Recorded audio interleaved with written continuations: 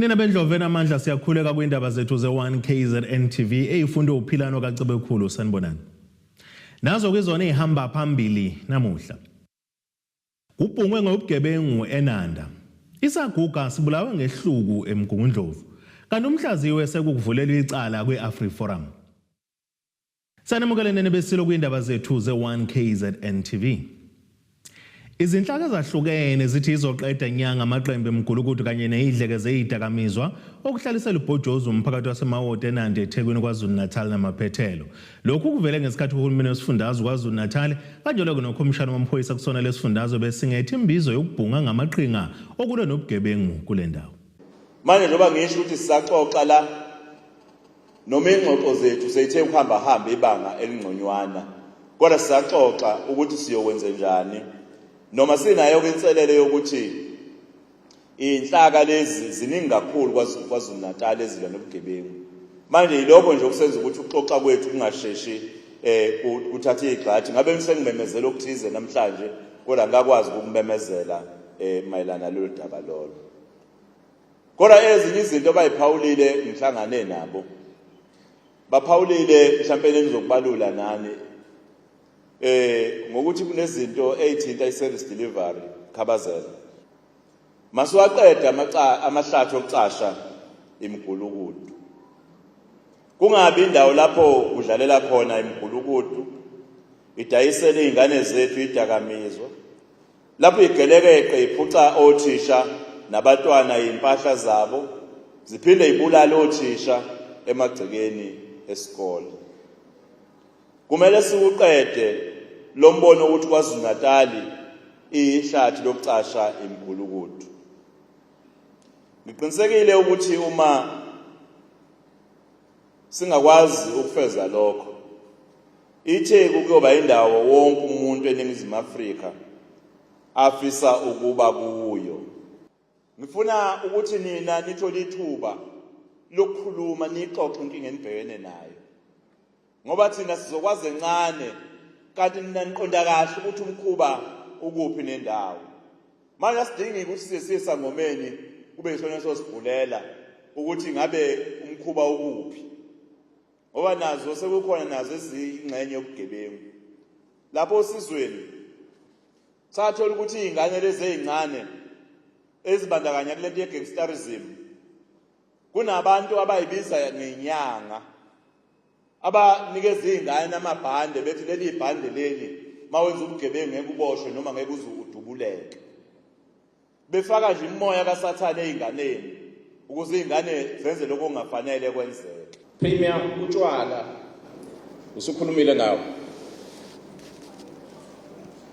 Bangqatha nongqongqoshe abaningi phakathi kune-looting 2021 utshwala. Ngoba ngathi into ethandwa kakhulu ezweni kuthiwa buletha imali kodwa ibona ukubulala kakhulu. Utshwala, izidakamizwa, ama-drugs izona izinto ezisixake kakhulu samaphoyisa ezenza ukuthi ubugebengu bethu sibone bunyuka ikakhulukazi kule ndawo yaseNanda. Igenge encane eningi idla ama-drugs. Ithina-ke kufanele senze isiqiniseko sokuthi la ma-drugs awafiki emphakathini ngoba kufanele siyovala lapha emngceleni la eqhamuka khona. Kukhala ngehluko okubulawe ngaso isaguga sasengonyameni eLeskopo eMgungundlovu maphakathi nelikaMthaniya. Umndeni wakamazibuko ukuthi usashaqekile namanje kulandela ukufica ugogo wakhona esedindilizile. Laba-ke bathi lesaguga behlala sodwa sekupheleka iminyaka kepha babone ngewindi livulekile. Babona ukuthi kukhona okungahambi kahle. Kuthe uma ngabe besondela bafica isaguga silele ngomhlane imilenze ivulekile ingubo ipheqekile isemabeleni nokuqinisa izinsolo zokuthi sinokubeziwe lesaguga ngaphambi kokuba sibulawe. Umndeni wesaguga okusola ukuthi sanukubezwa ngokocansi maqedwe sakrenywa saze sashona uthi kwaphoqa ukuba kugqekezwe endlini ukuze kuzokwazi ukuthi kungeneke nempela waficwa esethule. Safika nje thina kukhiyiwe la ekhaya abantu bami engizokukhuluma nje. Ugogo engaphakathi endlini. Intombazane ikhala ngaphandle. Masithi siyabheka sathola ukuthi ewindini igqekeziwe. Livulekile iwindi kodwa livulekile nge ama curtains angaphandle. Eminyango kukhiyiwe ngathi mina into ezosiza ake ngiphuthume ngona abantu abamnaka befika ngemoto ake baphathe ezimbo ekungcono kuzogxokolwa eminyango singangeni ngewindi ngoba iwindi asiyazi noma ilaba ngene khona yini sangena bathi abamiqiniso lilihle ngangena qale ngoba udadewethu lo ngathi nangithi nje ngakhangwa yinyawo ngabatshela ukuthi ayakasekho kaNgunesi nangu la ekhona wangena ke nosangena nokamkhunyela samlunguza nje sambona sashiya isimo afica kusona sabashiya bedidekile laba sabona mina ngaze ngathi kumfana wami ngathi ngicela ungikhansela ifoni mntanami ukuthi kusakhanya asiboni kahle ngeke simthinte ngoba vela kufanele simthinte usibone noma udutshuliwe mhlawumbe igazi lingapha ngemuva lizositshengisa mangabe likhona samkhanyisa ngefoni ngakhanyisa ngefoni ayangangabona lapha limele khona ukuthi alikho igazi ngambona nje uvuvuka intamo nemahlweni la mehlo semancu uvuvukile ngathi mina cishe bamklinye intamo ngoba akubonakala igazi ukuthi udutshuliwe lesenzo sishiye lo mndeni ushaqekile siphatheke kabe abantu abangifuna uqamba ngasilimele sishaywe ingozi futhi engaseyiphola uyozohambe na emhlabeni ngoba sikaze sikubone lokho esikubonile umuntu omdala ekhaya enzeke nje angaqala ukuhlala yedwa hayi ukuthi beyiqala cha umuntu nje ovele behlalela yedwa angenankinga futhi indawo yasengonyameni eMangweni isibone izigameko eziningi zokubulawa kwabantu njengoba ngeledlule bekade kufihlwa abantu bomndeni owodwa abathathu ikhansela liyanaba ibulawele khona amalunga omndeni antshantshala amathathu asanda kufihlwa nje ngalisonto kuthe kweqa lapho kwabuye kwaba nesigameko esisibi ngalendlela emangalisayo la kutholakala khona ugogo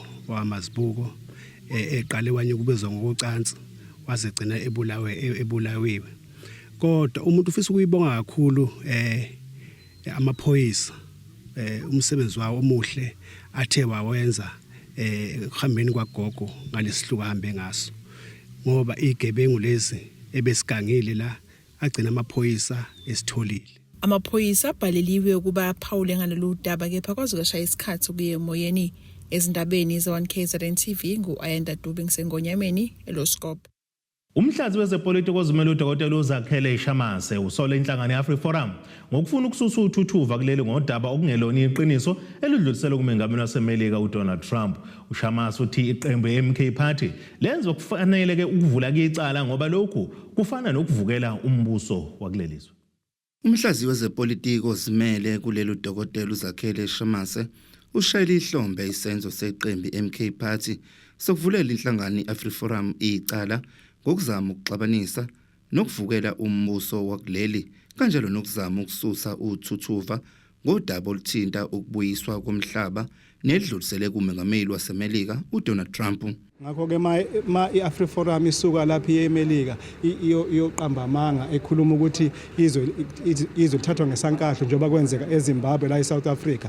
Ikhuluma iphutha ngoba liqhatha amabhunu nabantu baseningizimu Afrika kahle kahle lifuna ukususa impi leliqembu ngoba liqamba amanga ahlaza cwe ngoba nakho lisaba ukuthi le-Expropriation Act izawuthathizwe. Ekubeni iAfriForum inosopolitiki inabantu abafundile phakathi abangosolwazi nodokotela nabantu abaziyo nabantu abazumthetho ngakho bakwenza ngamabomu lokhu kuhlanakezela lento eyenzeke eNingizimu Afrika. Expropriation bill ikhuluma ngepublic land ukuthi it must be equitably redistributed akakhulumi ngeprivate ownership of land. iMK Party ithatha isinyathelo sokuthi enkantolo njengamanje vele iAfriForum fane ibekwe icala le-treason lento eyenze iAfriForum. uDonald Trump akaphumelanga ubala ngokuthi ngabe uzohambela yini umhlangano wamazwe iG20 ozobe usingethwe kuleli. iAfriForum ithatha advantage ukuthi uTrump uzolana noNetanyahu kaIsrael.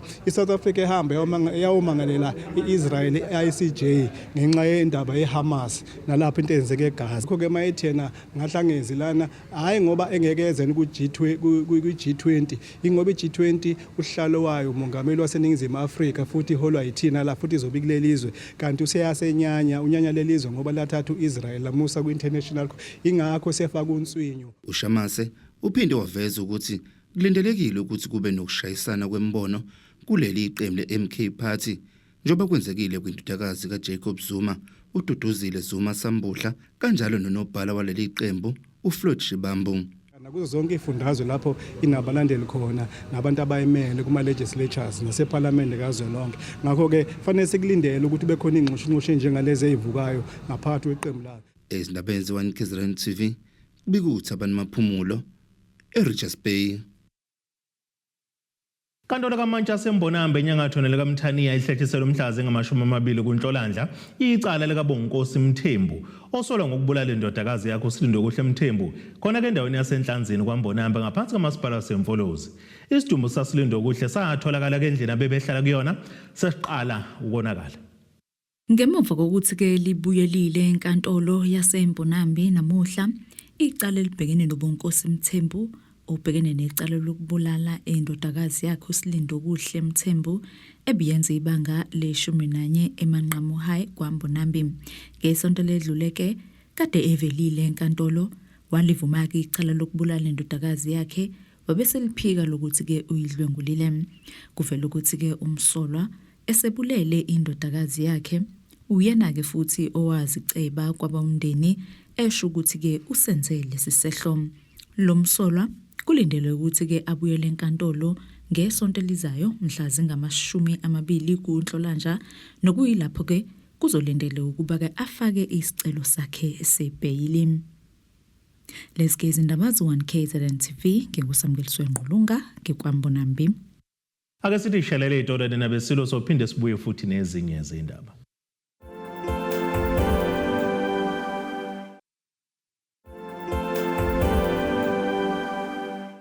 Asibonge siphinde sinamukele futhi kwindaba zethu ze-1 KZN TV nazo kuzona ehamba phambili namuhla. Ubhungwe ngobugebengu eNanda. Isaguga sibulawe ngehluku eMgungundlovu. Kanti umhlaziwe sekuvulela icala kweAfriforum. Kangeke babe yintsha ezoshayela ihlomba sebekhulile ingakhulumi ngokudingwa intsha kulelizwe. Lona ke ngumyalezo kahlalo omusho ANC Youth League kwaZulu Natal uNtokozo Ngcobo. Lokhu kuze ngemuva kuba ke lo mbutho ububambe inkonzo yokukhetha ubuholi bayo ebibanjelwe eThekwini kwaZulu Natal ngemuva kweminyaka ecela kweyishagalombili ingenabo ubuholi obuqondile. Sekungumlando ukuthi kusukela manje intsha ye-ANC isibuqongo kusemthethweni ubuholi bayo ekhuluma okokuqala nabezindaba osihlalo wayo ovezeke ukuthi lokhu kusho ke ukuthi kumele baqale manje basebenze ngokuzikhandla ukulwa nezinkinga zentsha nokulekelela ke ukhongolose olokhu uqhubeke njalo nongenzi kahle okhethweni. Sikwazela ukuthi sikhethe ubuholi bonke ophelele labantu abasha kwaZulu Natal futhi sizoqinisekisa ukuthi njengabantu abasha be-ANC asizile la njengoba siubuholi nje obukhethiwe ukuzodlala ngempilo zabantu nokuthi sibukwe. Into esizele sizele ukuzosebenzela abantu abasha. Sifuna ukubona ama-branch noma amasebe e-ANC Youth League engene ephuma emphakathini esihlala kuona. Sifuna ukubabona bengena bephuma endaweni zethu bedila nezinkinga esibhekene nazo. Abantu abasha ababhekene nesikhathi esibi njengamanje sokungasebenzi. Amathuba omsebenzi awekho kanye na umsebenzi awukho. Intsha kakhongolose ibisineminyaka eyevile kwemihlanu ingenabo ubuholi obuqondile ulandela ukuhlakazwa kowabukhona. Usihlalo uthi ke njengoba beqokiwe kangeke babe yintsha ezovumela konke okushiwo asebekhulile. We are not the youth league that is going to come and clap hands for old people, but we are the youth league, that is seeking to do something on the ground in all our branches, but also we are the youth league that is going to, make sure that we answer a number of questions that our young people are having. One, internally in the ANC and in the ANC Youth League and the ANC, but also be able to be the voice across our province. Kuvele ukuthi onke amagatsha ayi-14 abe yingxenye yengqungquthela yize ke iyaba nokubambezeleka kwazise kayiqalanga ngosuku ebihlelwe ukuqala ngalo. Kukhuthazwe laba ukuthi ke babe imbumba ngaso sonke isikhathi. Lapha esifundazweni saKwaZulu Natal ibe priority ekakhulukazi ukuthi abantu abasha bathole ama-opportunities e-business, ama-opportunities ukuthi basebenze nakho konke okubathuthukisayo kube ngakubona. Yilokho cishe okubakhuthazile ukuthi mababe la futhi bemele imikhandlu yabo ngokuhlukahlukana behlangane benze into yodwa ukuthi siyintsha yaKwaZulu Natal sifisa ukuthi siphumelele ngalendlela ekanje nakanje kodwa sibe united kakhulu ukudlula konke. Eyindabeni ze-One KZN TV kube kuNtomo khona Mvubu eThekwini. Kukhala nxazonke ngokudlula emhlabeni kasosayensi uSenamile Masango akaNongoma ehlalankosi enyakatho nelikaMthaniya. Kubi ukuthi kulo chwepheshe kudlula emhlabeni ngesonto ehla kendizeni ebisanda kufika esikhumelweni sezindiza eGoli esohambeni nokuqhuquzela abafundi kuba bangene emkhakheni wezesayensi ezikoleni. uSenamile Masango udlule emhlabeni neminyaka engama-39 waba ngosifazana oqala ngososayensi ukuba kabe ingxenye yethimba lase-Afrika elaya kwinhlangano i-European Organization for Nuclear Research kwilaboratory yezesayensi enkulu kunawo wonke emhlabeni wonke jikelele. Umndeni wakhe uthi ugqemeke ingozi engeqwantwala. Silahlekile kakhulu uSenamile, asazi umndeni sithini, siyabonga kodwa umphakathi wonke waNongoma abafikile bazosiphinda uduzo.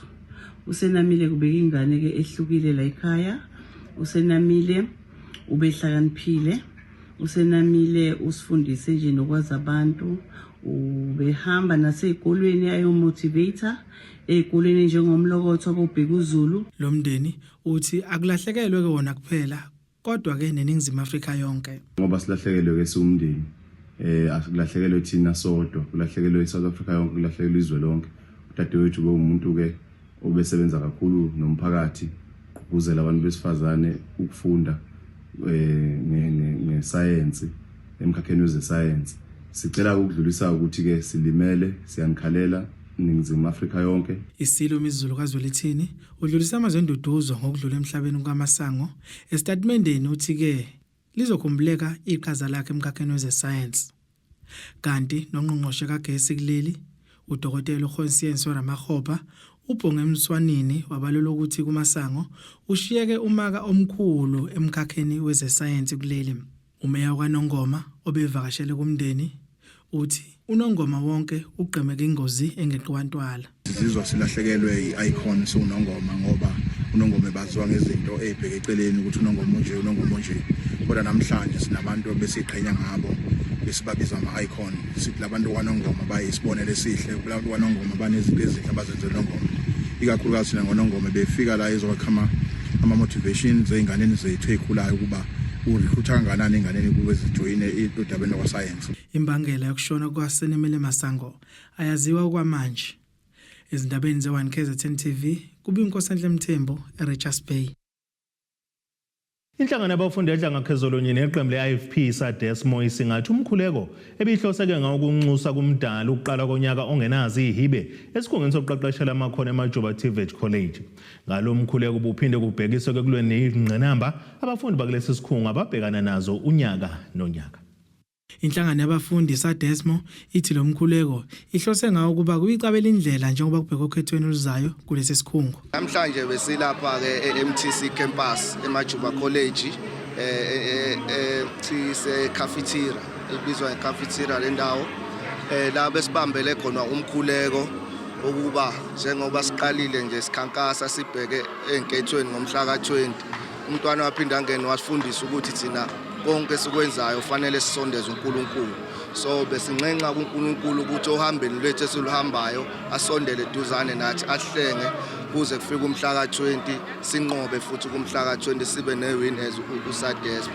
So ingakho namhlanje besihlangene sikhuleka kukhona nabafundisi bebesivakashele kuba bezokhuleka kanye nathi namaqembu kakhona ezenkolo angaphakathi ecollege afana noATES bebekhona bezokhuleka kanye nathi kuba lolu hambe siluhambayo lube impumelelo kusasa. Abanye abafundi kulesi sikhungo sokuqeqeshela amakhono bathi ngalomkhuleko uzolekelela ekuqaleni kahle unyaka. I-prayer ama-students ukuthi siqale kahle unyaka nabagulayo bekugula nabafundayo befuna ukuphasa bephasa. Lokho nje kusiza ngalokho ukuthi izinto eziningi sikwazi ukuyinqoba. Kanti abanye abafundi bathi lo mkhuleko uzolekelela ekutheni ke ulwe nezingqinamba ababhekene nazo kulesi sikhungo. Inhloso yenza ukuthi sigcine sizosenza le prayer namhlanje iy'ngqinamba esibhekana nazo esikoleni sase sadecide ukuthi ngaba njani ukuthi sibe nomkhuleko nje ukuthi kuyizamazisa kancane. Lo mkhuleko ubuthanyelwe nayo izinhlangano zabafundi ezimele abafundi abakholwayo kulesi sikhungo. Student prayer ye-IFP elapho ehlanganisela khona abafundi bonkana abaseteshana kuba belethe umkhuleko nathi si-athers besize ukuzo representa abafundi abakholwayo ukuthi size nje silethe umkhuleko wonke umfundi. Izindabeni ze-1 KZN TV kubiNkosi Mthembu eRichards Bay. Asiphinde sithi ishelele etolweni nebesilo siyabuya nezinye izindaba.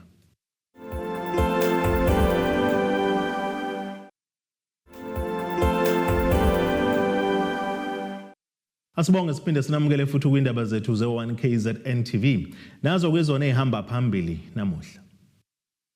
Kubhungwe ngobugebengu eNanda. Isaguga sibulawe ngehluku eMgungundlovu. Kanti umhlaziwe sekukuvulela icala kwe-AfriForum. Ake sibheke engosini yezomnotho.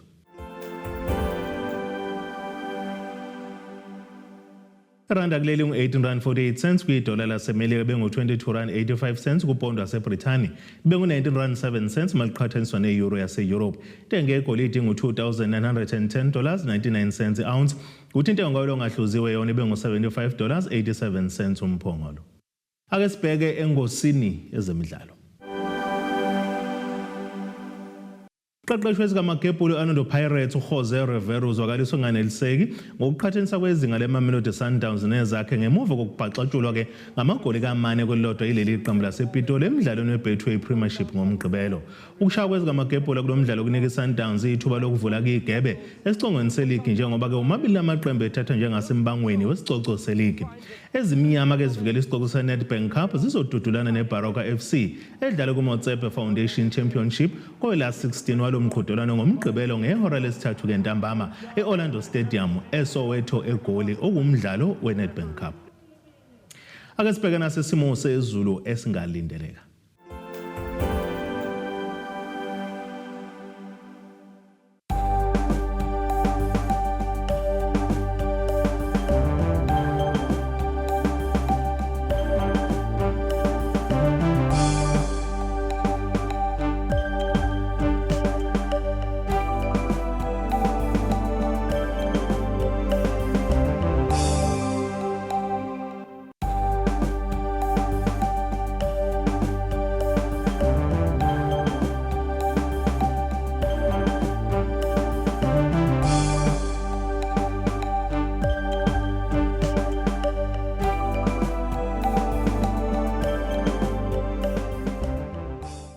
Nina bomlilo othatha oshisa ikhotha zasedlebe kwakokoshane esemabedlana. Kwamzimba umntwana nethemba lonke leindaba sithi khumu. Abethuli bethu bezindaba baxhaswe iThulis Bayview Bridal. Ungabashayela kulezi zinombolo ezivelile.